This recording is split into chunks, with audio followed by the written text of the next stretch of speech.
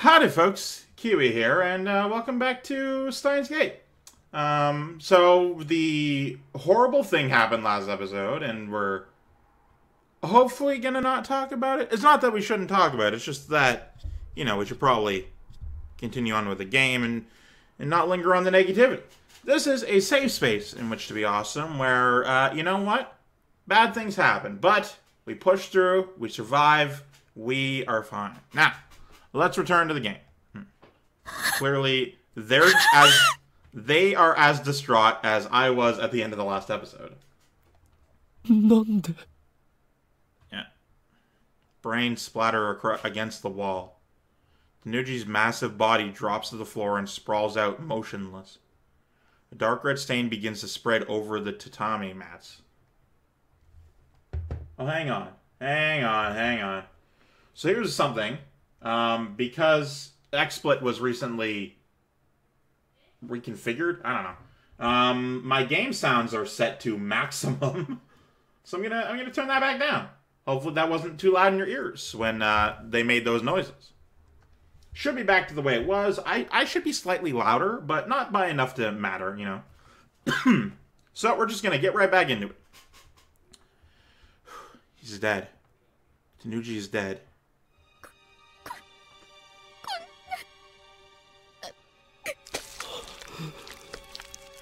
Is she throwing up, or it's over and I still don't understand what happened? Would he have killed himself even if we hadn't confronted him? Was his death, too, the will of fate? Tanuji had completed his mission. Maybe he chose to eliminate himself rather than face certain assassins. You fool. I bite down hard on my lip. I pound my fist against the floor. You left your daughter all alone. You meant to protect her with the sacrifice, but what is Nei supposed to do now? How could you die with a smile? All rounders are expendable, he said. Does that mean FB was just another pawn? Is that how CERN operates? That's insanity! This can't be real. Nei, is she still asleep in the next room, blissfully unaware of her father's suicide? How do I explain this to her? Should I run? Again, strictly speaking, my purpose is to obtain FB's phone. Once I send the D-mail and change the world line, all of this will be undone. I can run like a coward and no one will know. I'll know. I timidly slide open the door to Nei's bedroom. It looks like you'd expect. There's a red backpack hanging next to the desk, and there's a futon laid out on the floor. But Nei isn't there. The window is open, the lace curtains are waving, as if to invite the fresh morning breeze inside. She's gone? Where did she go? No, don't tell me CERN kidnapped her. Pretty sure they wouldn't have gone through the window like that. I don't even know if she was here when we arrived. Well, this makes sense. This isn't the world I know. His phone. I need Tanuji's phone. I'm relieved Nei isn't here. I don't have to tell her about her father's death. Find Tanuji's phone in his pants pocket. Ooh, that required some digging. I was ready to kill him for it if I had to. I never thought he would kill himself. And now I'm looting his dead body like a hyena scavenging for scraps of meat. I make myself want to puke. I leave as soon as I have the phone, dragging the catatonic Moeka with me. We regroup with Karasu, who was worried sick waiting outside, and hail a taxi. I wish we hadn't spent so much time parked near Tanuji's house. Once the body is found, the police might trace the rental car back to us. Maybe we should have reported it first, but I'd rather not have to answer any questions. Besides, soon none of this will matter. Have mattered. Well, there is the theory that when Okabe leaves, he leaves them behind with him, you know? Like, he leaves them, well, not with him. He leaves the world behind and the people in it to deal with what's left.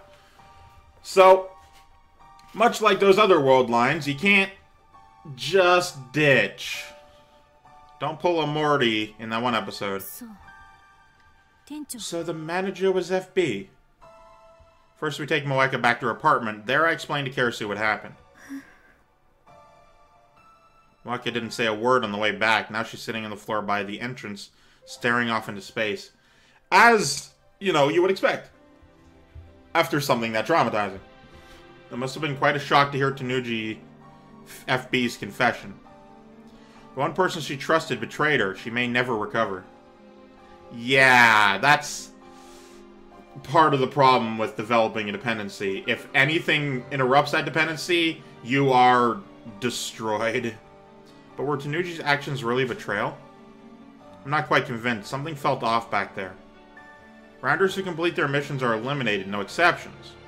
That's what FB said. But in that case, why wasn't Moeka killed? No. Hey, Moeka. It's possible that FB did what he did so you could live. Maybe he didn't abandon you.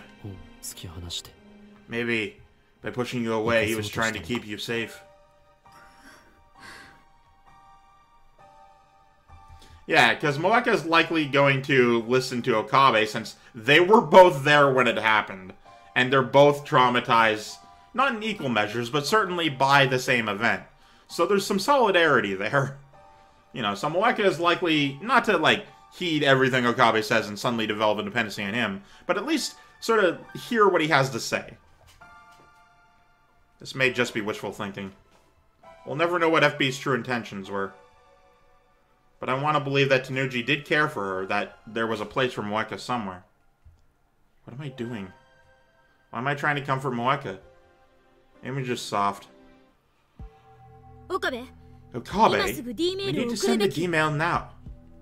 Kirisu's expression is grave. Miss this chance and you could be in a lot of trouble. Kirisu had the same thought as me.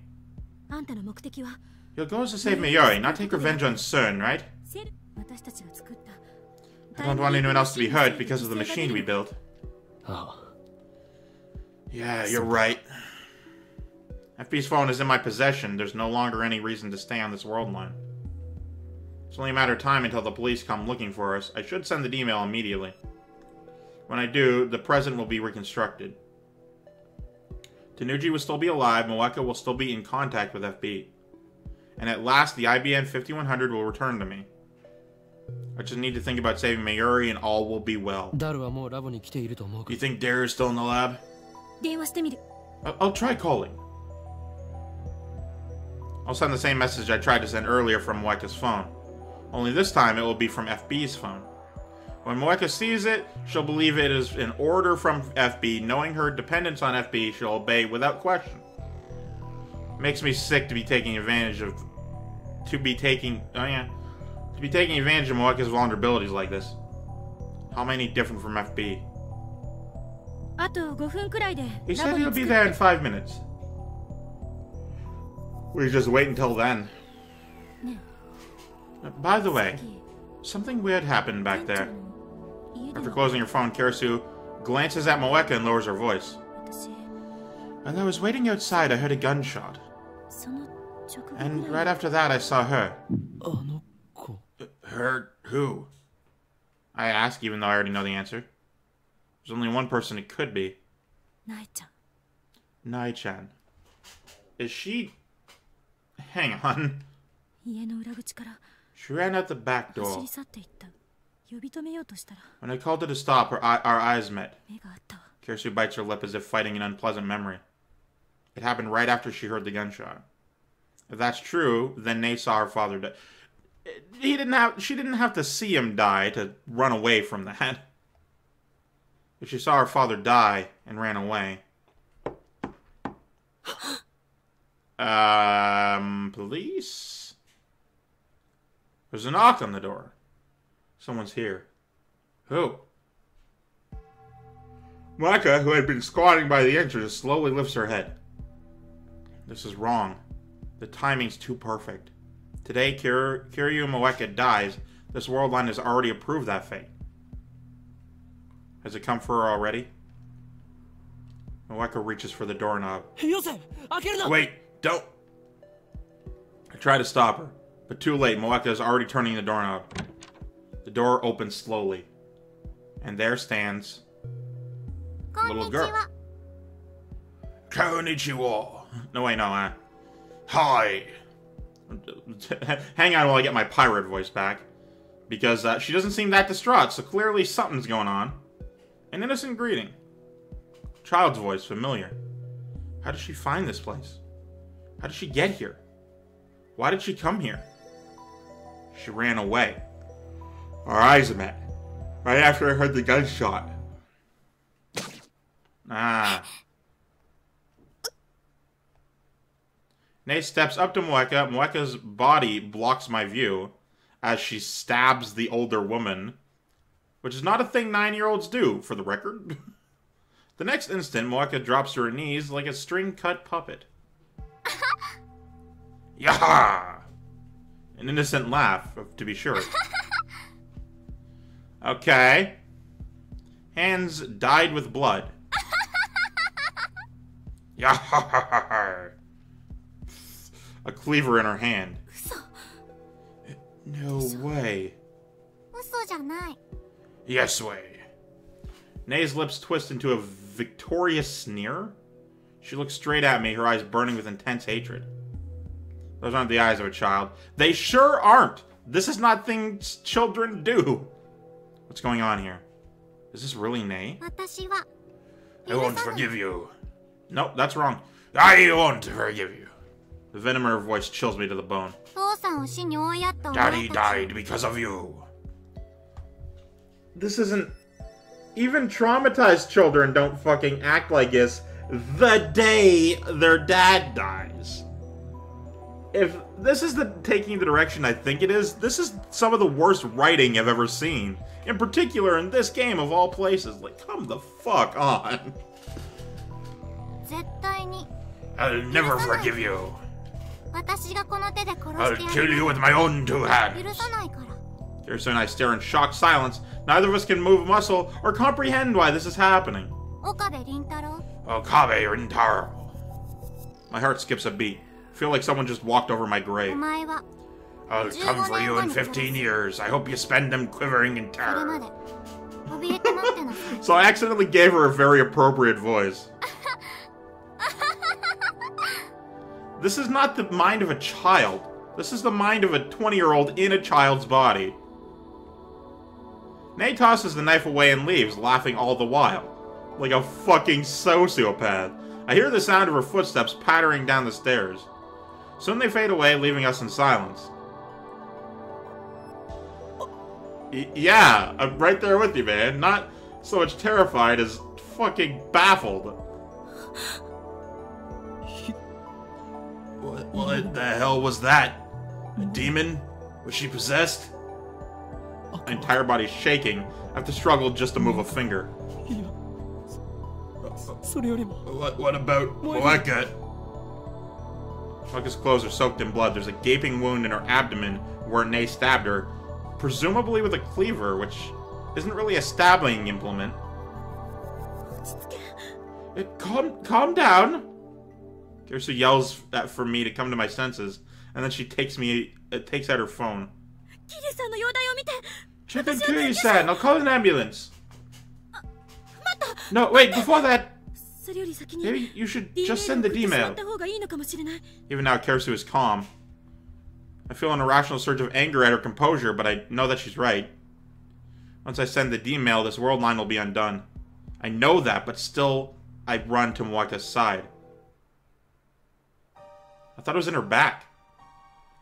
When I lift up my arms, I see that her chest is covered in blood. Moeka! She's my enemy. Hang in there! She killed Mayuri. Can you hear me? Moeka! I can't understand her. I can't forgive her, and yet I can't help but call her name. Because in a sense, she's a victim too. Oh, yep, that's her dying. Moeka slowly opens her eyes. Her eyes are blank and unfocused. She's fading fast. You didn't do it! She tries to speak, but her voice catches in her throat. I bring my ear closer to her lips. I killed someone.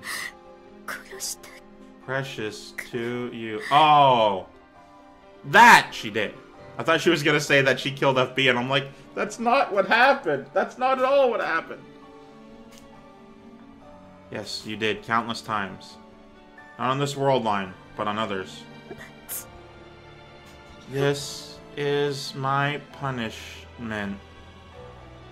The will of fate. I'm sorry. I'm sorry. I silently squeeze Moeka's hand. Moeka doesn't squeeze back. She no longer has the strength. I had nothing except FB. The only place I belonged. I would kill to protect it. You're right to hate me. I'm sorry. I forgive you. The words come to my lips unbidden. But as soon as I speak them, I understand why. Moeka does not kill Mayuri in this world line. Even if she could, it did not happen until it would not happen until tomorrow. This Moeka, the one dying in my arms, is innocent. And yet, even now, she says she's sorry. How can I not answer her? I forgive you. Perhaps the words are meaningless. Forgiving Moeka will not cure Nei's hate. Neither will Moeka's death. I don't even know if I truly mean what I'm saying. But still, I remember what Kirisu said. My goal is to save Mayuri, not avenge her. So here, now, I forgive you. The anguish seems to fade from Moeka's face. Her eyes slowly close.